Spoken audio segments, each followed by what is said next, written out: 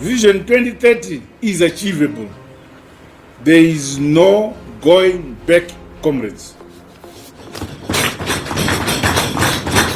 Chabvondoka manje muri yeZimbabwe vanhu vaya vatanga kupandukirana. Tarisa uone kana ziso riri kupananwa chete. A lot is going on. Kana mantondoona kudai so andina mangwana anditenderere saka ndosaka ndichigara ndangokuzivisa kuti yamakateerera kudai so ndiyo Kulian TV yacho patinokupai nhau ma-updates nezvinhu zvakasiyana-siyana zvinenge zvichiitika. Tell a friend to tell a friend kuti Kulian is online. Nhasi ndiri kungorudunura, nhasi ndiri kungoti rundubvu ndichibudisa zvese zviri kuitika. A lot is going on. Panapa ndikusangana nenyaya ende iyi matoinzwira kudhare ye2030 tanza takutongodzvanya ipapo. Unoziva kuti hanzi ukarova bhoki unonzwa muridzi wabhoki ari ipapapa. Ukaona zvaakuzotaurika pane zvinenge zvazomboitika saka vanenge vakutyira kuti kaona zvadai so anenge ama 1 handiti zvigananda zviri parani izveso zvigananda pakatoshata. But regards titangire pane iye. President Mnangagwa today appeared to brush aside a push by his loyalists for the 2028 election to be postponed to 2030, a day after tense Politburo meeting during which his deputy Constantino Chiwenga came armed with a dossier alleging that the party had been captured by Kudakwashe Tagwire, Wikne Uchivayo, Delish Nguwaya and Scott Sakupkanya. He demanded that they be arrested for financial crimes. Speaking to his party central committee, Mnangagwa said it is of importance that we introspect as a party, not only with regard to our short-term activities, but in view of the bigger objective that our party wins the 2028 harmonized general election.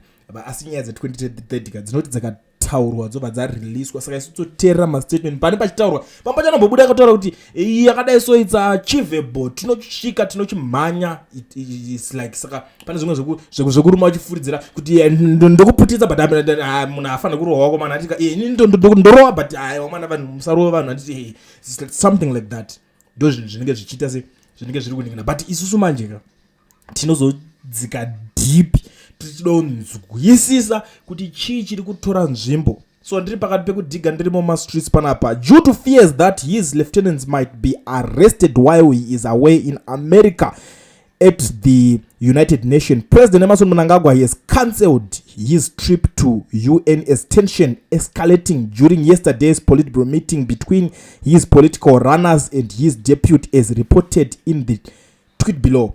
It is further reported that Vice President Constantino Chiwenga questioned Zimbabwe's State Security Minister Love Matuke, asking where he has been during the liberation struggle since he was only born in 1962. Matuke is reported to have accused Vice President of harboring presidential ambitions and fighting for power, an euphemistic rant suggesting that he wants to stop Mnangagwa's 2030 project or block Kudatagwire, Mnangagwa's chosen successor, as political temperatures rise. Some retired pro-Chiwenga military leaders have reportedly rejoined the army's reserve force to brush aside a push by his loyalists for the 2028 election to be postponed to 2030, a day after a tense Politburo meeting during which his deputy Constantino Chiwenga came armed with a dossier alleging that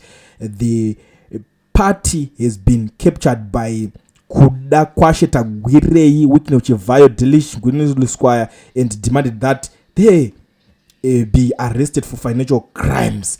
Speaking to his party central committee, Mnangagwa, it is important tingo koshesa kuti takawina my election ipapo.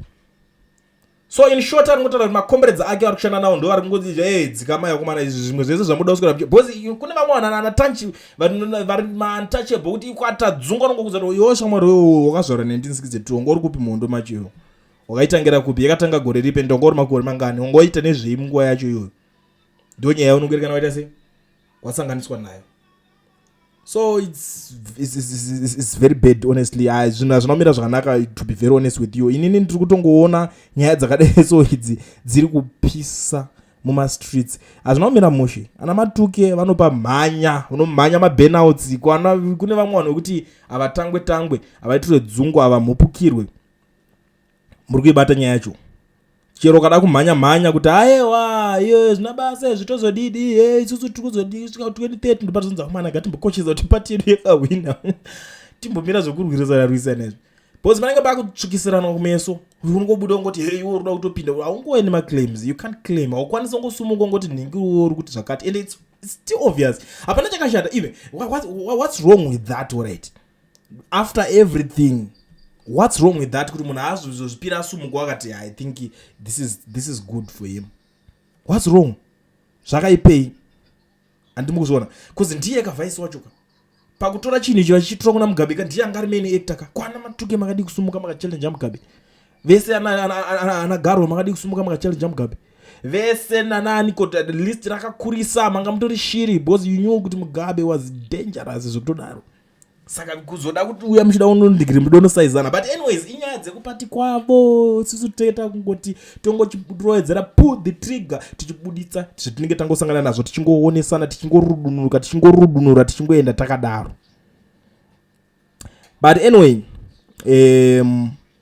without wasting much of your time, because I know kuti mazhinji mune zvimwe zvakawanda zviri kuitika. Pane imwe argument iri kutenderera futi yekuti zvoni Mnangagwa akazvarwa kopi, Mnangagwa asi muZimbabwe, Mnangagwa akazodai.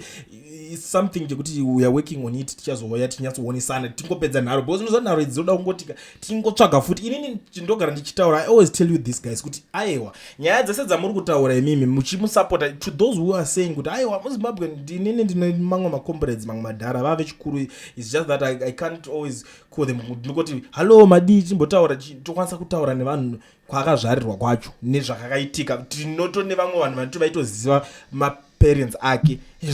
One of the days ndakambohosta vamwe comrade panapa vachinatsotaura zvese nezvakazoitika kuti havasi vanhu kuti vakangodingana vakakura vese, and that comrade vanotori muhombe age wise kwaari, but vakanyatsotora time vakatsanangura zvese vakati right chinhu ichi chichinyatsoonесana nevateereri zvinhu zvauri kuda kunzwa zvacho, vakataura matauriro avakaita. But you know, for now I think what I'm going to do kuti tingopedza that argument, ndichatry kudzokera pane link ndenyaya yacho kandoidzosera ndorisa mudescription mangu, muriona mobva maita sei motaurani moteerera mombonzwisisawo, because I know kuti zvimwe zvacho munongoti nyaya dzinongouya muchingoti nhasi mainzwa yodarikira, mangwana yodarikira, kuswera mangwana zvichiketika zvakawandisa. Saka ndichadzoka pane nyaya iyoyo ndichizondina since nhasi tine nyaya dzakawanda dzekuitika. But before I disappear, before I do anything else, kana kuti before I play anything or anyone, ndisandaisa kana any comrade kuti asare achikuudzai zvimwe zvinhu zviri kuitika panapa izvo ndisanda connecta dangozivisana nemi kuti kana uchingori muSouth Africa iwo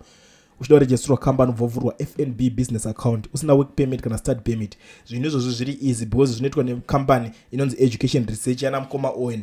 Namba ndakuisirai, roi mascreenshot, taurai navo vabate vakuitirei zvese zvinhu zvakaita sezvo. Sasa vaironza una bank account nomwe munhu mukore uno ione passport yako iyo inoshanda, but inoshanda sei? Inoshanda kana waenda kuEducation Research wati chindiregisterai kambani yacho, chindivhurira FNB business account, zvekusora uchinza una bank account unless kana wakatopusawo zvako ione passport.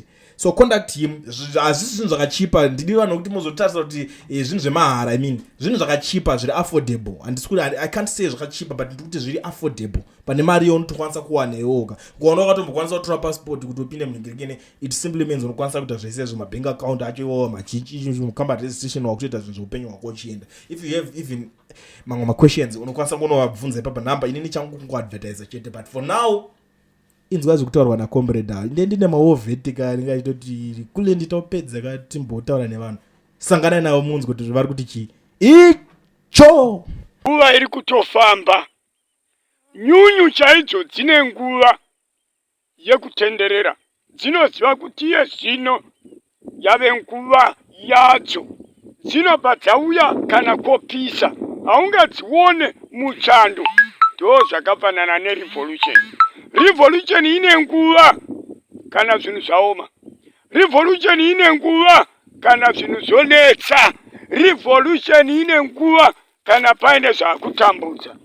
Vedu wai, ngatizive nguva, tizive kuti nguva inotosika. Kunyanga ukataura ukadii, asi nguva yawataura inosika. Saka kana tiri mu revolution kurwadziwa hapana watavenga. Kurwadziwa nemasystem hapana watavenga. Hatituki munhu asi kuti tinotuka zvito. Veduwe, ngatiedzene patinogonera pakubatana pamwe chete. Uye imimi vanotonga edzai kutarira zvinoda vanhu. Imimi vari kutonga edzai kuda zvinoda vanhu. Musaita umbimbindoga muchigara muchiita zvinhu zvenyu moga.